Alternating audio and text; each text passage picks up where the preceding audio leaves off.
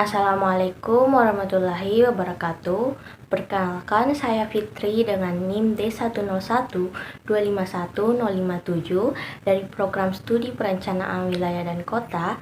Di sini saya akan menjelaskan mengenai proses analisis data menggunakan SPSS sebagai tugas pengganti UAS dari mata kuliah statistika. Pada video saya akan membahas dua jenis analisis utama, yaitu yang pertama analisis statistik parametrik dan yang kedua yaitu analisis statistik non-parametrik, lengkap dengan uji asumsi serta interpretasi outputnya. Baik, langsung saja. Pada bagian ini saya akan menjelaskan terlebih dahulu apa itu statistik parametrik, ciri-cirinya, syarat penggunaannya, dan kapan jenis statistik ini digunakan. Yaitu yang pertama, pengertian statistik parametrik. Statistik parametrik adalah jenis analisis statistik yang digunakan ketika data penelitian memenuhi beberapa asumsi tertentu, terutama terkait skala data, distribusi data, dan homogenitas variance.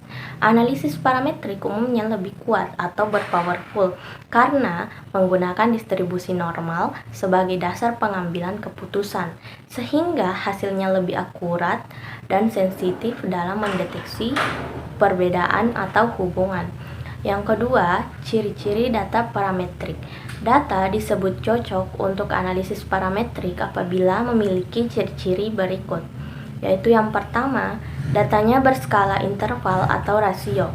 Contohnya itu nilai tes, berat badan, tinggi badan, waktu, jumlah skor, dan variabel pengukuran lainnya. Kemudian, yang kedua, distribusi data cenderung normal. Ini dibuktikan melalui normalitas seperti Shapiro-Wilk atau Kolmorov-Smirnov. Dan yang ketiga, variance antar kelompok relatif homogen. Homogenitas diuji dengan Levine test. Dan yang keempat, tidak terdapat outlier ekstrim yang mengganggu distribusi, karena outlier dapat membuat distribusi menjadi tidak normal. Dan yang terakhir, jumlah sampel umumnya cukup besar. Parametrik idealnya digunakan jika sampel lebih besar 30, meskipun itu bukan syarat wajibnya. Kemudian, adapun syarat penggunaan statistik parametrik, yaitu sebelum memilih analisis parametrik, beberapa syarat berikut harus terpenuhi, yaitu yang pertama, data berdistribusi normal. Ini dibuktikan dengan Shapiro-Wilk ketika lebih besar dari 0,05. Kedua, variance antar kelompok homogen dibuktikan dengan Levine test di atas 0,05. Dan yang ketiga, jenis data minimal interval rasio, hubungan antara variabel linear atau khusus untuk regresi atau korelasi. Dan yang keempat, sampel representatif dan diperoleh secara acak atau random. Kalau syarat ini tidak terpenuhi, maka analisis non-parametrik lebih cocok. Jadi, setelah kita mengetahui syarat dari statistik parametrik, jadi kapan statistik parametrik digunakan? Jadi, statistik parametrik digunakan ketika 1. Data penelitian berskala numerik atau interval rasio. Misalnya, nilai post-test atau pre-test, skor pengukuran, jumlah konsumsi, dan lain-lain. Kedua, data memenuhi asumsi normalitas dan homogenitas. Jika data normal bisa dipakai di tes, ANOVA, Pearson, regresi, dan lain sebagainya. Dan yang ketiga, penelitian ini mengetahui perbedaan rata-rata atau hubungan antar variabel secara lebih akurat, karena uji parametrik lebih kuat dan sensitif dibandingkan dengan uji non-parametrik. Dan yang keempat, jumlah sampel cukup biasanya. Maksudnya itu lebih besar 30 untuk mendukung distribusi normal. Baik, sekarang kita masuk pada uji asumsi parametrik. Di sini terlihat sudah ada data yang saya siapkan sebelumnya. Jadi yang pertama itu kita akan menguji normalitasnya, Shapiro-Wilk. Tujuannya untuk mengecek apakah data berdistribusi normal. Jadi yang pertama, klik Analyze. Setelah klik Analyze, pilih Descriptive Statistik. Kemudian pilih Explore. Lalu di bagian Dependent List, saya akan tambahkan data pre dan post, dan di Factor List tambahkan Group. Kemudian setelah itu buka plot di sisi kanan, di dalam menu Plots. Pada bagian deskriptif, pastikan Normality Plots with Test dicentang. Klik Continue dan OK. Jadi, interpretasinya seperti ini. Pada tabel Test of Normality, terlihat bahwa seluruh nilai signifikansi Shapiro-Wilk berada di atas 0,05. Artinya, semua data berdistribusi normal, sehingga asumsi normalitas terpenuhi. Maka dari itu, saya akan melanjutkan ke uji asumsi berikutnya dan menggunakan uji statistik parametrik. Selanjutnya, yang kedua, kita masuk pada uji homogenitasnya, Leibniz test. Uji homogenitas otomatis muncul ketika kita menjalankan independent sample test. Jadi, klik Analyze, pilih Compare Means, kemudian setelah itu klik Independent Sample Test. Pada kotak tes variabel ini, masukkan pre-test dan post-test. Dan grup masukkan di grouping variable. Lalu klik Define Groups. Masukkan kode kelompok. Klik Continue. Selanjutnya, buka option dan pastikan confidence level 95%. Lalu klik OK untuk menjalankan analisis. Jadi interpretasi datanya seperti ini. Pada variabel pretest, nilai Leibniz test sebesar 0,101 atau lebih besar dari 0,05 sehingga varians kedua kelompok homogen. Namun, pada post-test, nilai signifikansi Leibniz sebesar 0,037 atau lebih kecil dari 0,05 sehingga varians kedua kelompok tidak homogen. Karena itu, analisis tes menggunakan baris equivalence assumption untuk per-test dan equivalence not assumption untuk post-test. Pada uji parametrik, di sini saya memilih uji independen. Untuk uji ini, sudah sekalian dengan uji homogenitas yang sebelumnya sudah saya lakukan dan sudah keluar bersamaan. Baik, dapat kita lihat di sini interpretasi output SPSS-nya, yaitu yang pertama uji normalitas. Hasilnya 1. Pretest kelompok A, signifikansinya yaitu 0,317, lebih besar dari 0,05. Kemudian yang kedua, pretest kelompok B, signifikansinya 0,115, lebih besar dari 0,05. Yang ketiga, post-test kelompok A, signifikansinya 0,391, lebih besar dari 0,05. Dan yang keempat, post-test kelompok B. Signifikansinya yaitu 0,184 lebih besar dari 0,05. Interpretasi. Nilai signifikansi. Semua variabel memiliki nilai signifikansi di atas 0,05. Kemudian keputusan hipotesis H0 diterima. Data berdistribusi normal. Makna hasilnya yaitu karena semua data normal, maka syarat uji parametrik terpenuhi dan analisis dapat dilanjutkan menggunakan independent sample test atau uji parametrik lainnya. Kedua, uji homogenitas hasil pretest signifikansinya 0,101 lebih besar dari 0,05. 2. Post-test signifikansinya 0,037 lebih kecil dari 0,05. Interpretasi pretest nilai signifikansi 0,101.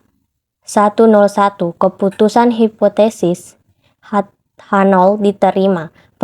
Variance homogen. Makna hasilnya variance pretest kelompok A dan B sama, sehingga pada tabel di tes kita menggunakan baris equal variance assessment. Kemudian post-test nilai signifikansinya 0,037. Keputusan hipotesis H0 ditolak karena variance tidak homogen. Dan makna hasilnya, karena variance tidak sama, maka pada tabel tes kita harus membaca baris equal variance not assessment. Kemudian yang ketiga, independent sample test. Tes pretest A versus B. Interpretasi 1. Nilai signifikansi lebih kecil dari 0,001 atau lebih kecil dari 0,05. 2. Keputusan hipotesis H0 ditolak. 3. Makna hasilnya terdapat perbedaan yang signifikan pada nilai pretest antara kelompok A dan kelompok B. Kelompok A memiliki skor awal yang lebih tinggi dari kelompok B. Ini berarti kedua kelompok memang memiliki kemampuan awal yang berbeda sebelum perlakuan. B. Tes post-test A versus B. Interpretasi 1. Nilai signifikansi lebih kecil dari 0,001 atau lebih kecil dari 0,05. Keputusan hipotesis H0 ditolak.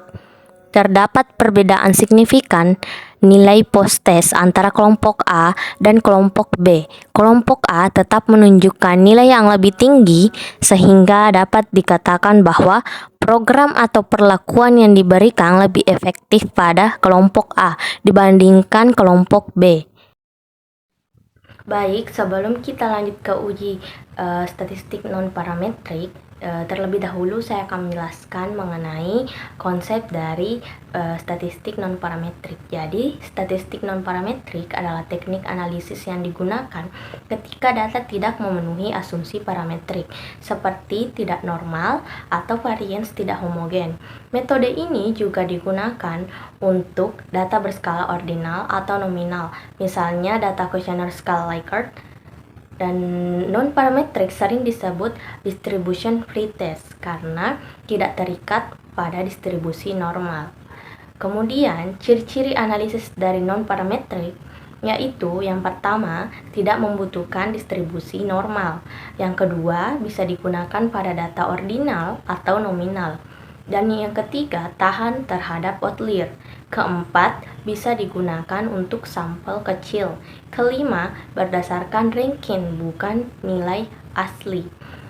Dan kapan sih non-parametrik bisa digunakan? Jadi, non-parametrik digunakan pada saat 1. Data tidak normal, 2. Data tidak homogen, 3. Skala data ordinal atau nominal, 4. Ada outlier, 5. Penelitian menggunakan kuesioner, 6. Sampel kecil. Dan apa sebenarnya perbedaan parametrik dengan non-parametrik? Jadi, perbedaan parametrik dan non-parametrik yaitu 1. Parametrik lebih kuat, butuh normalitas, sedangkan non-parametrik lebih fleksibel, tidak butuh normalitas. Kedua, parametrik pakai mean, sedangkan non-parametrik pakai ranking. Kemudian, parametrik butuh interval atau rasio, sedangkan non-parametrik bisa ordinal atau nominal. Jadi, klik Analyze, kemudian pilih non-parametric test, lalu klik Independent Sample.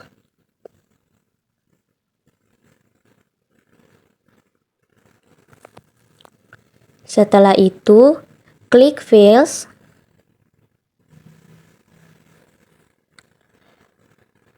pindahkan data pretest ke test fields dan juga data post-test. Lalu grup ke groups.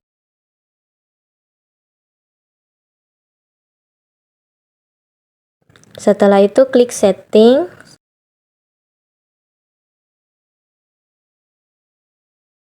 klik customize test, dan klik main Whitney.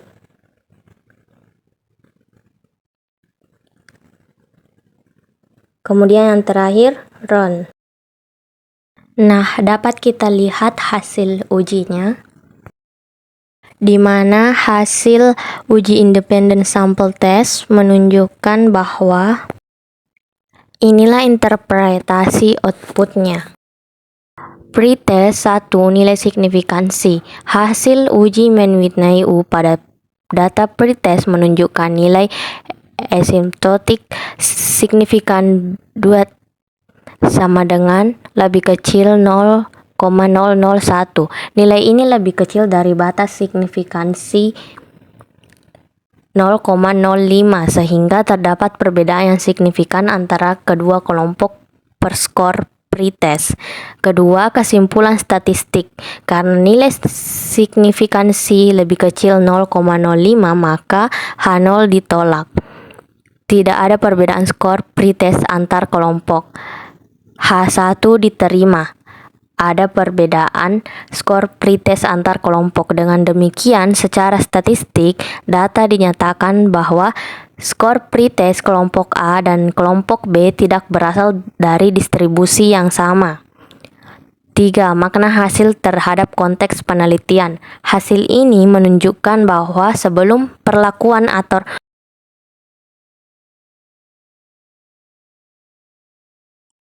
artinya, secara statistik, skor post-test kelompok A dan kelompok B berasal dari populasi yang berbeda secara signifikan. 3. Makna hasil terhadap konteks penelitian. Hasil ini menunjukkan bahwa intervensi atau perlakuan yang diberikan pada kedua kelompok memberikan efek yang berbeda terhadap hasil post-test.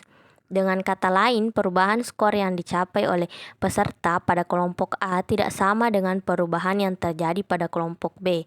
Temuan ini mengindikasikan bahwa perlakuan, metode, atau kondisi berbeda yang diterapkan pada masing-masing kelompok memiliki pengaruh yang signifikan terhadap hasil akhir responden. Baik, bisa kita lihat di sini semuanya adalah hasil dari non-parametrik.